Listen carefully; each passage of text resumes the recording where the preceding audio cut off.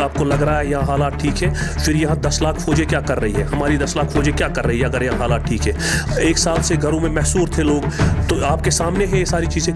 यहाँ तो कोई बात नहीं कर पाता है, जो भी कोई बात करता है दूसरे दिन उसको या तो ईडी आती है या तो NIA ले जाती है। बेसिकली PDP एक तहरीक है, PDP का जो विजन है, वो सोच जो है वो ये है, हम चाहते हैं कि मसले कश्मीर हल हो वंस फॉर ऑल। यहाँ जो ब्लडशेड हो रहा है ये बंद हो। न टैंक से न गोली से बात बनेगी बोली। अलायंस टूटने के बाद इन्होंने जो कुछ किया वो इलीगली की। अस्सलाम वालेकुम नाज़रीन, मैं आपका मेज़बान शेख इमरान आपके साथ, और आप देख रहे थे मुल्क विजन। पुरानी पार्टी है जिनके ऊपर बहुत ज़्यादा एलिगेशंस अभी लग भी रहे अदर पॉलिटिकल पार्टीज के थ्रू। उसके सीनियर लीडर हमारे साथ मौजूद है, रूप भट्ट साहब, PDP की बात कर रहे हैं, पीपल्स डेमोक्रेटिक पार्टी की बात। जहन में कुछ सवालात है जो हम इनसे पूछेंगे, उम्मीद है कि ये उन सवालात के हमें अच्छे से जवाब दे पाए। अस्सलाम वालेकुम रूप साहब। वालेकुम अस्सलाम, welcome. First of all we welcome you again once again. Thank you very much. Roop साहब, डायरेक्ट मेरा सवाल, अदर पॉलिटिकल पार्टीज का कहना है कि अब ना तो महबूबा मुफ्ती और ना तो डॉक्टर फारूक अब्दुल्ला की सियासत पे आप कोई भरोसा करता है कश्मीर में। देखिए, एट द एंड आपने देखा जो महबूबा जी ने कहा पिछले 1 साल से, जो हमने कहा, अल्टीमेटली सब लोगों को, सब पार्टीज़ पे उसी चीज़ पे आना पड़ा। जितने भी फ्रीक्स है, आपने देखा होगा कि हाल ही में सीज़ फायर हुआ, और आप देख रहे हो कि आने वाला कल में भी आप देखेंगे कि बहुत सारी ऐसी एक्टिविटीज़ होगी कि जो इंशाल्लाह ताला पीस की तरह इंशाल्लाह ताला हमें गामज़द करेगी। आपने देखा होगा कि हमने डे 1 से बोला कि न टैंक से न गोली से बात बनेगी बोली से, और आज भी हम ये कह रहे हैं कि आपने माजी में भी देखा होगा कि जब 99 में PDP बनी, उसके बाद 2001 में जब हमारी हुकूमत आई, आपने देखा होगा कि लोग कितने दूर हुए थे और जो है लोग कितने नाराज़ थे। उसके बाद आपने देखा कि किस तरह, उससे पहले 99 में करगिल जंग भी हुआ था। तो उसके बाद जो हमने नारा दिया, जो मुफ्ती साहब का नारा था कि हम ब्रिज का काम करेंगे, हम चाहते हैं कि मसले कश्मीर हल हो, हम चाहते हैं कि आपने फिर देखा माजी में किस तरह रोड्स खुले, किस तरह बातचीत हुई, किस तरह जो है ट्रस्ट डेफिसिट दूर हुआ, किस तरह पॉलिटिकल प्रोसेस चला, किस तरह कश्मीर में हालात ठीक हुए। उसके बाद आज आपने देखा कि लास्ट ईयर जब इन्होंने एब्रोगेशन किया 370, उसके बाद आप 35A को किस तरह इन्होंने जो है अनकॉन्स्टिट्यूशनली, इलीगली जो है एब्रोगेट किया। उसके बाद यहाँ हालात ख़राब हुए। हमने तब भी ये कहा कि ये एक पॉलिटिकल मसला है, इसे पॉलिटिकली हल होना चाहिए, बातचीत के ज़रिए हल होना चाहिए। और हम ये समझते हैं कि अगर यहाँ पीस आ सकता है, अगर यहाँ गुर्बत दूर हो सकती है, सिर्फ़ और सिर्फ अपने नेबर्स से, जितने भी स्टेक होल्डर कश्मीर के हैं, इन सब से बात करके मसले का हल हो सकता है। रूप साहब, आप पीस अमन की बात कर रहे हैं। एक रिसेंटली अगर देखा जाए, आपके PDP के जो पैटर्न है चीफ महबूबा मुफ्ती, उनका कहना है कि हमारे जो लीडर थे, इस पार्टी के जो फाउंडर थे मुफ्ती साहब, उनका ख्वाब था कि मैं कश्मीर के नौजवान को इस ब्लडशेड से बाहर निकालूं। लेकिन वही अदर पॉलिटिकल पार्टीज़ का ये कहना है कि महबूबा मुफ्ती बार बार अपना स्टेटमेंट क्यों बोल जाती है, जब वो होम मिनिस्टर राजनाथ के साथ में, हालांकि होम मिनिस्टर उनको रोक रहे थे कि मत बोलो, लेकिन तब भी वो बोल रहे थे कि बच्चा है क्या, कैंप में टॉफ़ी लाने गया है। आज वो बात कर रहे हैं अमन की। देखिए, उसमें कितनी शफकत थी जब माँ बच्चे को बोल रही है कि आप मत जाओ, उसमें माँ की शफकत होती है। आप वर्ड्स को देख रहे हो, वर्ड्स के पीछे कितनी शफकत थी। क्योंकि वर्ड्स ये नहीं, आप सुनिए मेरी बात सुनिए। जब भी किसी का बच्चा जो है खुद अपने सामने, अपने आंखों के सामने अपने बच्चे को जब माँ मरती हुई देख रही है, जब इंसान देखता है कि मेरे बच्चे के साथ अजियतें हो रही है, ये जो है इसमें डायरेक्ट जो है इमोशंस थी, फीलिंग्स थी, जो आपने माजी में भी देखा कि कितना यहाँ के यूथ के लिए PDP ने किया, मुफ्ती साहब ने किया, महबूबा जी ने किया, और आज भी कितना आपने देखा होगा। 12,500 FIRs जो हमारे यूथ पे लगे हुए थे, उनको विड्रा किसने किया? महबूबा मुफ्ती साहिबा ने किया। और उनकी सरकार में कितने लगे? उनकी सरकार में कितने? आप सुनिए मेरी बात सुनिए, उसके आप सुनिए ना मेरी, या तो सवाल करे तो फिर जवाब भी सुनिए। उसके बाद आपने देखा होगा हमने यूनिलैटरल सीज फायर किया। एक साइड से सीज फायर इन्हीं बीजेपी वालों से हमने करवाया, मोदी जी ने किया, ऑनरेबल प्राइम मिनिस्टर ने किया। उसके बाद आपने देखा कि हमारी पूरी कोशिश थी कि मसले कश्मीर पे पेशरफ्त हो, यहाँ बातचीत हो, यहाँ अमन के जो है जो दरवाजे खुले। और बदकिस्मती ये थी कि इनकी जो अपना इनका जो इनके माइंड में था वो हमने इनको पूरा नहीं होने दिया जब तक हुकूमत थी, जब तक अलायंस थी। अलायंस टूटने के बाद इन्होंने जो कुछ किया वो इलीगली किया। उसके बाद आपने ये देखा होगा कि किस हद तक हमने इस हाथी को रोका हुआ था, वो आपने देखा, माजी में देखा कि फिर किस तरह अजियतें पीडीपी के लीडर्स साहिबान पे हुई। आपने देखा कि पीडीपी के लीडर्स साहिबान को कैसे जेल भर दिया गया, कैसे ज़बरदस्ती पीडीपी छोड़ने के लिए कहा गया। ये सारा तो आपके सामने था और पीडीपी को तोड़ने की कोशिश की गई। बेसिकली पीडीपी एक तहरीक है। पीडीपी का जो विजन है, वो सोच जो है वो ये है, हम चाहते हैं कि मसले कश्मीर हल हो, वंस फॉर ऑल। यहाँ जो ब्लडशेड हो रहा है ये बंद हो, यहाँ जो है आर पार जो है तिजारत हो, यहाँ जो है ये अमन का गहवारा बने। हम चाहते हैं कि दुनिया के लोग यहाँ आए, टूरिस्ट बनकर आए और हम उनको होस्ट करें। हम चाहते हैं कि इस मुल्क से गुर्बत दूर हो, हम चाहते हैं कि इस खित्ते से गुर्बत दूर हो। वो सिर्फ और सिर्फ पीस से हो सकता है। पीस के बाद जो है बिजनेस हो सकता है, गुर्बत दूर हो सकती है। उसके लिए ज़रूरत है कि जो आज यहाँ सीज फायर हुआ, जैसे आपने देखा कि मैडम मोहब्बत जी ने भी इसका वेलकम किया, सब ने इसका वेलकम किया। हम चाहते हैं कि 35A 370 रेस्टोर हो। यहाँ जो बुनियादी हुकूक है जम्मू कश्मीर के लोगों के, यूथ के, हम चाहते हैं कि वो रेस्टोर हो। हम चाहते हैं कि यहाँ के लोगों में एतमाद फिर से वापस आए, बहाल आए। जिस तरह 2001 में आपने देखा किस तरह यहाँ के यूथ में बहाल जो रेस्टोर हुआ था, उनको एतमाद कैसे बहाल हुआ था। आपने देखा होगा कि कैसे हमने हुर्रियत वालों को भी अलाउ किया था कि हर जगह वो जाते थे, हर जगह उनकी मूवमेंट होती थी। तो कहीं पर हमने ये नहीं, वायलेंस नहीं देखी। जो चीज़ इंसान प्यार से कर सकता है, अगर आप वाकई इस मुल्क के खैरखा है, तो ज़रूरत इस बात की है कि इस वायलेंस को ख़त्म करना चाहिए। ये मारदाड़ बंद होनी चाहिए। चाहे कोई भी मरे, चाहे यहाँ का हमारा सेना का कोई हमारा जो भाई मरे, कोई यहाँ कश्मीरी मरे, कोई नहीं मरना चाहिए। सब जो है अपने घरों के जो है लख्ती जिगर होते हैं। हम चाहते हैं कि वंस फॉर ऑल जितने भी स्टेक होल्डर्स हैं उन सब से बात हो, मसले कश्मीर पे पेशरफ्त हो और जो पॉलिटिकल प्रोसेस है वो चले और हमारा जो स्पेशल स्टेटस है वो रेस्टोर हो। 3 सवाल, छोटे छोटे सवाल है, एक साथ बताऊंगा क्योंकि आपको मैं वक्त दे रहा हूं बोलने के लिए। आपने कहा कि पीडीपी ने 12,500 PSAs जो है वो हटवा दिए यूथ से। रूफ साहब, इसके अगेंस्ट में अगर मैं आपको बोलूं कि पीडीपी की सरकार में कितने PSA लगे। दूसरी चीज, आपने कहा कि ब्लड शेड रुकना चाहिए। अगर 2019 के बाद देखिए, बीजेपी का कहना है कि 2019 से पहले आप देखिए कि कितना ब्लड शेड हुआ और अभी देखिए कि कितना पीस है कश्मीर के अंदर। तीसरी चीज जो आप कह रहे हैं कि हमारी बुनियादी हकूक जो है, स्पेशल स्टेटस आर्टिकल 370 जो सेंट्रल गवर्नमेंट के द्वारा जो है स्क्रैप कर दिया गया, उनका कहना है कि वो 70,000 साल जो है ज़मीन, 70,000 फीट जो है ज़मीन के नीचे दफन हो गया, वो कभी वापस नहीं आने वाला। तो रूफ साहब इन सब चीज़ों, 3 चीज़ों को जवाब दे कि आपकी सरकार में कितने PSA लगे। आप कह रहे हो कि ब्लड शेड रुका, उनका कहना है कि 19 के बाद पीस कायम है, 19 से पहले यहाँ पे ब्लड शेड होता था आप लोगों की सरकार में। और आप आर्टिकल 370 की बात कर रहे हैं, वो कह रहे हैं कि 70,000 फीट जो है ज़मीन के नीचे वो दब गया। देखिए, हमने 99 से ही यही बात की। ये पार्टी वजूद में इसलिए आई कि जो है यहाँ जो खून खराबा है ये बंद हो, यहाँ पीस और अमन आए, हम ब्रिज का काम करें। हमने माजी में भी वो किया, आज भी वही काम कर रहे हैं। हम आज भी वकालत इस चीज़ की कर रहे हैं कि बातचीत होनी चाहिए। हम आज भी इस चीज़ की वकालत कर रहे हैं कि यहाँ जो है मारदाड़ बंद होनी चाहिए। ज़ोर ज़बरदस्ती की बुनियाद पे कुछ नहीं होता है। फॉर द टाइम बीइंग आपको लग रहा है यहाँ हालात ठीक है, फिर यहाँ 10 लाख फौजें क्या कर रही है, हमारी 10 लाख फौजें क्या कर रही है अगर यहाँ हालात ठीक है। 1 साल से घरों में महसूर थे लोग, तो आपके सामने है ये सारी चीज़ें। यहाँ तो कोई बात नहीं कर पाता है, जो भी कोई बात करता है दूसरे दिन उसको या तो ईडी आती है या तो NIA ले जाती है। आप मुझे बताइए, यहाँ के जर्नलिस्ट को देखें, जर्नलिस्ट बात नहीं कर पाते हैं, यहाँ के वकला हजरात बात नहीं कर पाते हैं, यहाँ के ट्रेडर्स बात नहीं कर पाते, और इसी चीज़ को कहते हैं कि हालात ठीक है कि 15 अगस्त को यहाँ पर हमें कर्फ्यू लगाना पड़ता है।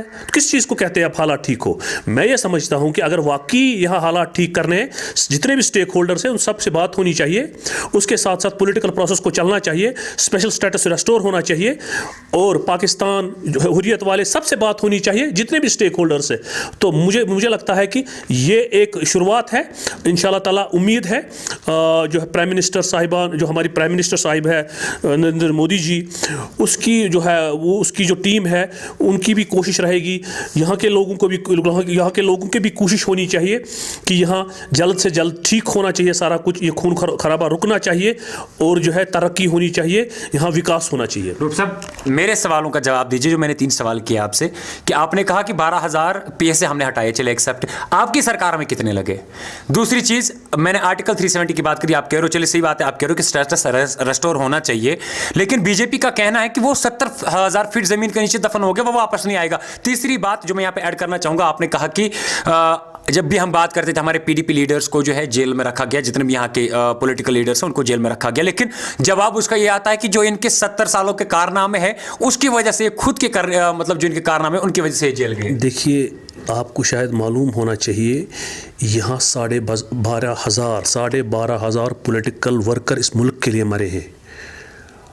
अगर आज तक जिन लोगों ने यहाँ एडमिनिस्ट्रेशन को चलाया, इस मुल्क को चलाया, आज आप उन लोगों को इररिलेवेंट कर रहे हो, फिर रहा कौन बाकी? फिर तो उनका आप परसेप्शन मजबूत कर रहे हो। जो ये कह रहे थे कल तक, जो आज भी ये कह रहे हैं कि ये ठीक नहीं है जो आप मेन स्ट्रीम वाले कर रहे हो। मैं ये समझता हूँ कि ये लाइकिंग डिसलाइकिंग, जोर जबरदस्ती, इस बीजेपी वाले का जवाब दीजिए। देखिए कि 70 साल, देखिए 70 साल से यहाँ अगर किसी ने एडमिनिस्ट्रेशन को चलाया, इस मुल्क को चलाया, वो तो नेशनल कॉन्फ्रेंस और पीडीपी थी। और जितने यहाँ जॉब्स लगे, शायद आपको ये पता होना चाहिए, बाकी स्टेट से बहुत ज़्यादा हमारे 4.5 लाख मुलाजिम है, और ये किसी स्टेट में तभी वो रूप साहब सड़कों पे सुनिए मेरी बात सुनिए, 4.5 लाख मुलाजिम है, ये कैसे लगे? ये यहाँ के जो सरकारें थी उन्होंने लगवाए। मैं ये कहता हूँ आपको, ये कन्फ्लिक्ट जोन है, कन्फ्लिक्ट जोन में FIRs, खून खराबा, बॉर्डर्स पे शेलिंग, ये तो हमने देखा। हम चाहते हैं कि इसको कैसे रोके, इसके लिए जो है इकदाम किए जाए। हम इसीलिए बार बार रिक्वेस्ट करते हैं मरकजी सरकार से कि वो इस खून खराबा को रोके और इस मुल्क को जो है तरक्की की तरह गामजद करे। उसके लिए ज़रूरत है कि हकीकत पसंदाना बनना, हम पोलराइजेशन मुल्क में न करें। आप देखिए, आपने हाल ही में देखा होगा कितने अनएम्प्लॉयमेंट पूरे हिंदुस्तान में हुए, कितनी जॉब्स गए, कितने हालात ख़राब हुए। आप देखिए यहाँ हमारे जो फार्मर्स हैं उनके साथ क्या हो रहा है। आप देखिए किस स्टेट में हालात यहाँ ठीक है। आप देखिए जीडीपी और इकोनॉमी का हाल क्या है। अगर वाकई आप चाहते हो कि ये स्टेट तरक्की करे, ये स्टेट जो है मुसीबत जो खून खराब है इसको निकालना है, ज़रूरत इस बात की है जितने भी लोग बंद है पॉलिटिकल लीडर्स, उन्हें छोड़ा जाए, एक माहौल तैयार करने। कौन सा पॉलिटिकल लीडर भी बंद है? जितने भी लीडर्स बंद है, चाहे अभी तो सारे मेन स्ट्रीम के लीडर्स बंद हैं। मैं ये अर्ज करना चाहूंगा, जितने भी पॉलिटिकल लीडर्स बंद है, चाहे वो किसी भी थॉट से क्यों ना ताल्लुक रखते हो, उन सबको छोड़ देना चाहिए और तमाम स्टेक होल्डर से बात होनी चाहिए और वाकई यहाँ पीस आ सकता है। न सिर्फ यहाँ पीस बल्कि इस खित्ते में दायमी अमन हो सकता है और हम तरक्की की तरह गामजद हो सकते हैं। और ये हमारा विजन, हमारी सोच पार्टी की यही है। इसी पे महबूबा जी की क़यादत में पीडीपी काम कर रही है और आगे भी काम करेगी। रूप साहब, मेरे 3 सवाल थे, कहीं ना कहीं से वो जवाब नहीं मिला, और एक सवाल मैं यहाँ पे ऐड करना चाहूँगा। आपने कहा कि 4.5 लाख युवाओं को आपने जॉब दिया, रोजगार दिया। आज आप मतलब बिल्कुल जो सरकारें आई थी, पीडीपी की बात करें, नेशनल कॉन्फ्रेंस की बात करें, उन्होंने दे दिया, ठीक है। अभी आप भी माशाल्लाह मीडिया, सोशल मीडिया आप भी यूज करते हैं, मैं बार बार ये सवाल कर रहा हूं, सोशल मीडिया यूज कर, आप देखते हैं कि हर रोज उन तबकों के लोग सड़कों पर प्रोटेस्ट कर रहे होते हैं अपने राइट्स के लिए। 12 महीनों से, 14 महीनों से कैजुअल लेबर्स की देख लीजिए, 26 सालों से वो परमानेंट नहीं हुए हैं। और रूप साहब, और एक चीज मैं आपको बताना चाहूंगा, इस सवाल के साथ ऐड करना चाहूंगा। आप भी जानते हैं ना, रिसेंटली एसएसबी का एग्जाम हो गया, 12,000 पोस्ट थे, 4,38,000 एस्पायरेंट्स उसमें चले गए। तो आप लोगों ने 70 सालों में कुछ ऐसे प्रोजेक्ट्स खड़े किए कश्मीर के यूथ के लिए जिसमें वहां कमा सकते थे, तब जाके आज नौबत नहीं आती। अगर आप कंपैरिजन करें बाकी स्टेटों से, या मैं ऑन रिकॉर्ड ये कहता हूं, आप कंपैरिजन करें, हम बहुत आगे हैं। अब सवाल जो डिस्क्रिमिनेशन अब हो रही है हमारे साथ कि हमारी युवाओं की नौकरियां बाहर चली जा रही है, हमारी ज़मीनें जा रही है, हम इसके खिलाफ आंदोलन कर रहे हैं, हम इसके खिलाफ रेजिस्टेंस कर रहे हैं, हम इस चीज़ को नकारते हैं, हम इस चीज़ को मानते नहीं है कि ये जम्मू कश्मीर और लद्दाख के लोगों के साथ नाइंसाफिया है। हम चाहते हैं कि अगर कोई 20 साल पहले बंद हुआ है, 2 महीने 4 महीने वो बंद रहा, आज उसको पासपोर्ट नहीं मिल रहा है, आज उसको जॉब नहीं मिल रहा है, तो कहाँ जाएगा वो? ऐसे तो यहाँ लाखों युवा हैं जो कभी 10 दिन 4 दिन 5 दिन जेल रहे, कोई स्टोन पेल्टिंग में जेल रहा, आज वो अपना काम कर रहा है। तो आज ना आप उसको जॉब अपॉर्चुनिटी उसमें ला रहे हो, ना उसको पासपोर्ट दे रहे हो, ना किसी जॉब ना जॉब अपॉर्चुनिटी। वो जाएगा तो कहाँ जाएगा? वो तो डेड एंड की तरह चला जा रहा है। तो ज़रूरत इस बात की है कि कोई ऐसी पॉलिसी आए कि जिस तरह यहाँ के युवाओं को जॉब मिले, यहाँ के युवाओं जो अनएम्प्लॉयमेंट यहाँ बढ़ रही है उसे ख़त्म करने के लिए मरकज़ी सरकार की ये जिम्मेदारी है और स्टेट की ये जिम्मेदारी है कि वो जॉब अपॉर्चुनिटी को क्रिएट करे और यहाँ के युवाओं को जिनके साथ ज़्यादतियाँ हो रही है, ये ज़्यादतियाँ बंद होनी चाहिए। यहाँ बाहर का कोई नहीं आना चाहिए। मेरा ये बार बार सवाल था, लास्ट टाइम भी आपने देखा होगा, मैंने कहा यहाँ IAS ऑफिसर्स अब बाहर से आते जो अपने काडर के हैं हमारे, हम उनको वेलकम करते हैं। अब जो बाहर से आ रहे हैं 90% कमिश्नर सेक्रेटरीज बाहर के, डिविजनल कमिश्नर से लेके चीफ सेक्रेटरी से लेके सारे बाहर के, तो यहाँ कोई नेशनलिस्ट नहीं है। मैं बार बार ये कहता हूँ, जजेस देखिए आप, हाई कोर्ट के जजेस 13 हाई कोर्ट के जजेस हैं, 11 बाहर के हैं, 2 यहाँ के लोकल्स हैं। मैं चाहता हूँ ये डिस्क्रिमिनेशन ख़त्म हो। अगर ये इस मुल्क का हिस्सा है तो यहाँ अपॉर्चुनिटी देनी चाहिए उन लोगों को जो नेशनलिस्ट लोग हैं। मेरिट पे होना चाहिए फैसला, मेरिट पे। अगर यहाँ के लोग हैं, यहाँ के ऑफिसर्स हैं, उन्हें सेक्रेटरीट से लेके पुलिस में लेके हर जगह उनको वेलकम होना चाहिए।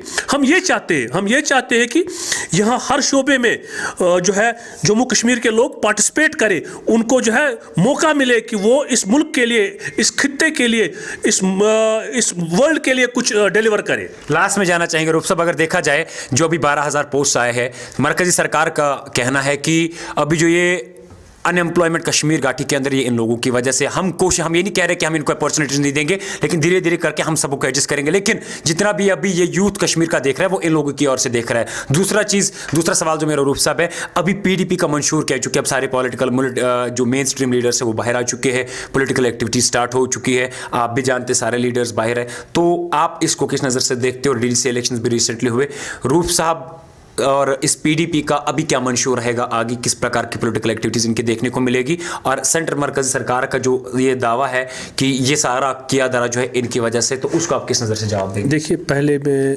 आपकी चैनल की माध्यम से प्राइम मिनिस्टर साहिबान को, होम मिनिस्टर साहिबान, उनको मैं रिक्वेस्ट करना चाहता हूँ कि जो यहाँ की यूथ है, जिनको न सिर्फ पासपोर्ट न मिल रहा है, न जॉब अपॉर्चुनिटीज़ मिल रही है, सिर्फ अगर किसी के ख़िलाफ़ कोई FIR कभी 10 साल पहले 20 साल पहले रहा हो, उसके लिए एक पॉलिसी आए ताकि वो भी मेन स्ट्रीम में आके अपना रोज़गार कमाए और खुशी से, पीस से वो अपनी ज़िंदगी गुजारे। इसके लिए ज़रूरत है कि एक पॉलिसी आनी चाहिए कि यहाँ मेरे हिसाब से 60 से 70 हज़ार वो लोग हैं जो कभी उनके ख़िलाफ़ कोई FIR था, अब उनको हमारे अदालतों ने भी रिहा किया है, वो अदालतों से भी बरी हो गए, फिर भी उनको न पासपोर्ट मिल रहा है, न कोई जॉब मिल रहा है, न कोई बिज़नेस उनको अपॉर्चुनिटी मिल रही है।